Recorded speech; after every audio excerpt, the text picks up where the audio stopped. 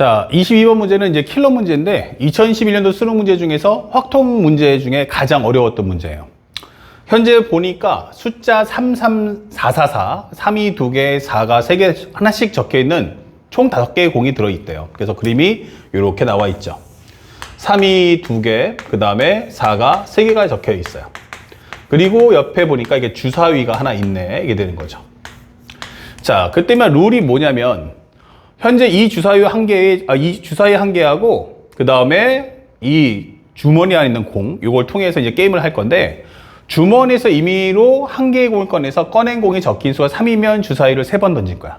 그리고 만약에 기본적으로 꺼낸 숫자가 4면은 주사위도 4번 던질 거야. 이게 되는 거죠.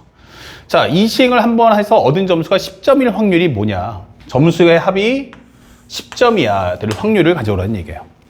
한번 생각해 보시면 먼저 뭐 하냐면 요걸 첫 번째로 할 거고 그 다음에 두 번째로 할 거야. 이게 되는 거죠. 과정이. 그러니까 순서대로 흘러가시면 돼요. 확률의 곱셈 정리인데 첫 번째, 숫자가 3이 나올 거냐 아니면 숫자가 4가 나올 거냐. 자, 그렇다면 3이 나올 확률은 몇 분의 몇이야? 그러면 5분의 2다. 그리고 여기서는 4가 나올 확률은 5분의 3이다. 이렇게 적어주시면 되겠어요. 자, 그 다음에 뒤를 이어서 기본적으로 우리가 해야 될 것은 이제 주사위를 굴려야 되는데 주사위를 3번 던졌으니까 3개의 숫자의 합이 얼마 나온다? 기본적으로 10이 나와라. 이게 되는 거고요. 여기는 기본적으로 4개의 숫자의 합이 10이 나와라 라고 하는 과정인 거야. 이렇게. 이거 누가 봐도 합차. 이게 수용도 문제죠. 자, 수용도 문제니까 경우의 수를 잡아준다면 666이다 설명하시면 되겠고 여기는 6이 4개가 깔릴 거다 설명이 되는 거야. 이렇게. 자, 이제 우리가 분자의 값을 구하면 되는데 하나씩 살펴보자고요. 첫 번째, A 더하기 B 더하기 C가 10입니다. 이게 되는 거예요. 단 조건은 이제 A가 1부터 해서 6까지, B도 1부터 6까지, 그 다음에 C도 1부터 6까지가 나옵니다. 자, 그렇다면 이 문제를 푸는 방법은 가장 대표적인 경우가 바로 수용도죠.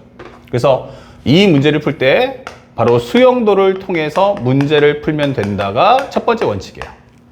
근데요, 만약에 여기가 6이라고 하면은 요게 4가 나와야 되니까 1, 3, 2, 2, 3, 1. 그러면 내가 5가 나오면 그러면 5가 나와야 되니까 1, 4, 그 다음에 또 우리가 2, 3, 3, 2, 4 이렇게 만들어야겠죠. 근데 경우의 수가 너무 많은 것 같아. 맞아요. 왜냐면 또 아까 했지만 6, 1, 3 그러면 또 배열을 해야 되거든요. 경우의 수가 너무 많은데? 라고 하실 때는요, 한 번 더 생각합시다. 우리가 이 숫자에 대한 합이 10이야 라고 하면 이 모양 어디서 많이 보던 거야. 바로 뭐냐면 중복조합을 활용해 주는 거야. 그래서 내용이 좀 쉽다라고 하면 항상 앞으로 공부할 때 내용이 쉽네라고 하면은 수용도를 풀어주시고 합에 관련돼서는 내용이 좀 어렵다라고 할 때는 중복조합으로 문제를 풀어주시면 좋다라는 거예요. 이런 앞으로 많이 나올 테니까 눈여겨 잘 봐주시기 바랍니다. 그러면 중복조합으로 푼다면 첫 번째는 A 더하기 B 더하기 C가 10인데 이거 1보다 작거나 크다잖아. 요것만 먼저 반영해 보자고. 그러면 일단 하나씩을 빼야 되니까 A 다시 B 다시 C 다시는 얼마야? 그러면 7이 되겠죠. 하나씩 뺐으니까 0보다 작거나 크다를 만드는 거야. 그러면 3H7이니까 전체 가지수는 9 컨비네이션 2다 라고 설명하시면 돼요. 그럼 거기서 성립하지 않는 거를 빼주시면 되겠습니다. 자, 성립하지 않는 게 뭘까? 이게 되는 거죠. 그러면 A 더하기 B 더하기 C가 10인데 성립하지 않는다는 얘기는 우리가 지금 이 부분을 신경을 안 쓰고 있는 거란 말이야. 그치? 그러면 만약에 내가 가질 수 있는 숫자가 얼마가 되겠어? 하면 예를 들어서 여기가 기본적으로 7을 갖고 있다. 생각해 보자고요. 그러면 7이다. 그러면 어떻게 돼요? 남은 숫자는 3이 되니까 7, 2, 1이 있겠구나. 이게 되는 거죠. 또 뭐가 있을까요? 내가 8이야 라고 한다면 어떻게 되겠어요? 그때는 합이 2가 남았으니까 8, 1, 1이 있을 거야. 그러면 여기서는 이 숫자 3개를 배열하니까 3팩토리얼인 몇 가지? 6가지가 있겠고 811입니다 라고 하면 같은 문제 나열순열이니까 3팩토리얼, 2팩토리얼 해서 3가지가 있겠네. 이게 되는 거예요. 그래서 전체 9가지를 빼줘. 이게 되는 거죠. 그러면 9 컨비네이션이는 9, 8, 2, 1 약분하면 4, 9, 36 빼면 여기가 바로 27가지다. 이게 되는 거죠. 그럼 여기에 첫 번째 들어갈 이 네모칸에 바로 27가지. 그러니까 수용도를 쓰지 않아도 중복접을 이렇게 쉽게 풀 수 있다는 거 꼭 배워두셔야 돼요. 자, 그러면 두 번째는 어떨 거냐 했더니 이번에는 A 더하기 B 더하기 C 더하기 D가 10이야 이 되는 거예요. 그러면 여기도 마찬가지지만 A는 1부터 6까지, B도 1부터 6까지. 그 다음에 여기도 밑에 살짝 적어준다면 C라는 것은 기본적으로 1부터 6까지, D라는 것도 1부터 6까지야 이게 되는 거죠. 그러면 전체 가지수는 몇 가지일까? 라고 한다면 전체 가지수 요거 하나씩 빼버리지 뭐. 그러면 간단하게 A 더하기 B 더하기 C 더하기 D가 10이었는데 하나씩을 빼버리면 A 다시 B 다시 C 다시 D 다시 요것이 바로 6이야 이게 되는 거죠. 그러면 전체 가지수는 몇 가지입니까? 그러면 9 컨비네이션 3 이게 되는 거죠. 그러면 현재 9 컨비 3이 전체 가지수인데 거기서 성립하지 않는 걸 빼주세요 이게 되는 거야. 자, 그럼 뭐가 있을까? 그러면 A 더하기 B 더하기 C 더하기 D가 10이죠.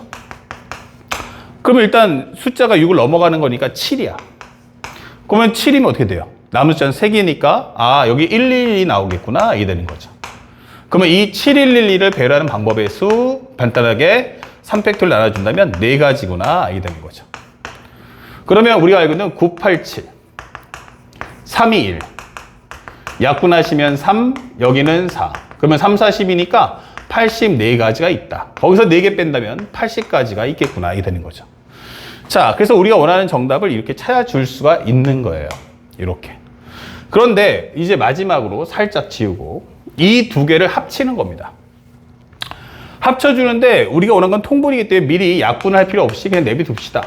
5분의 2, 6의 3승분의 27.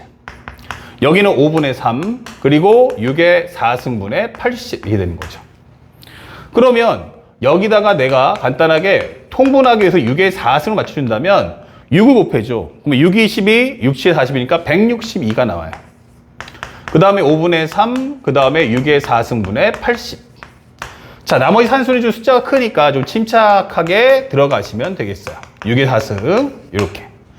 여기가 얼마 나오죠? 그러면 324가 나옵니다.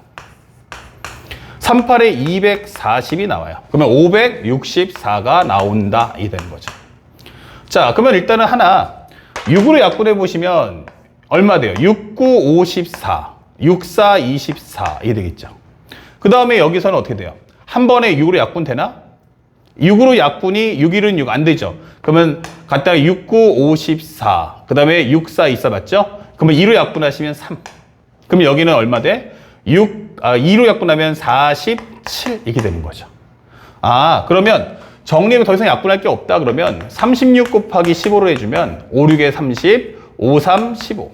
그 다음에 여기는 36. 그러면 여기는 540분의 47이구나 이게 되는 거죠. 그래서 우리가 알고 있는 분모 분자의 합이 얼마야? 라고 한다면 587 이렇게 정답을 찾아주시면 됩니다. 내용은 어렵지 않은데 이제 앞으로 여러분들이 공부할 때 하나 더 추가해야 될 부분은 이렇게 합차가 나왔을 때 특히 합차에서 차가 나오면 무조건 수용도지만 합의 경우에 내가 쉽다 그러면 그냥 펼쳐버리세요. 수용도로.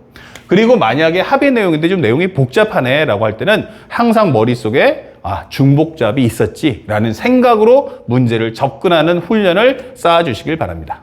아시겠죠? 자, 여기까지 해서 우리가 알고 있는 실생활 문제, 수학적 확률과 확률의 곱셈 정리를 마치도록 하고 이제 다음 영상에서는 이제 여러분들이 마지막으로 배워야 될 조건부 확률에 관련된 유형의 맵과 문제풀이 설명해 주도록 하겠습니다.